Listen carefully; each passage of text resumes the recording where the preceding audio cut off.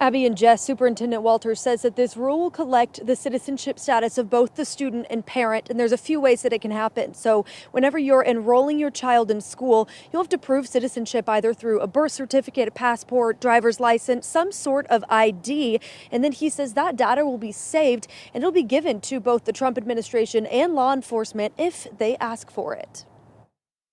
We want information on every student in the schools, their parents, as they enroll in school. The State Board of Education passed a set of proposed rules Tuesday that'll now head to the legislature for approval. One of them requires proof of citizenship when enrolling in school. Walters says the documentation will help the state comply with the federal mandate to deport undocumented immigrants.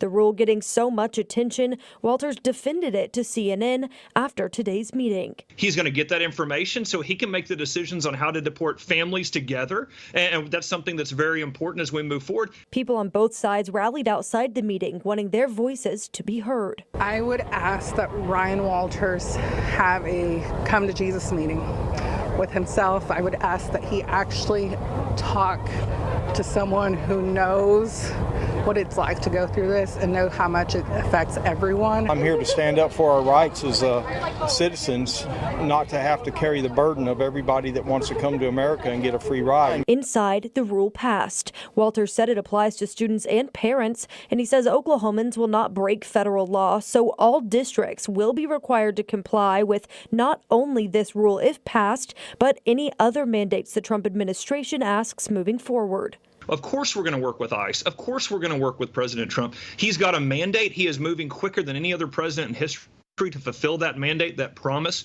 to the American people. Now, Oklahoma City Public Schools, the Metro's largest district, said that at this time they don't have any plans to collect citizenship status of their families. Now, we reached out to other districts about this as well today. They said it's too early in the process to comment. Now, again, that rule did pass from the Board of Education. Now it'll head to the legislature for their approval. Reporting live, Elise Jones, KOCO 5 News.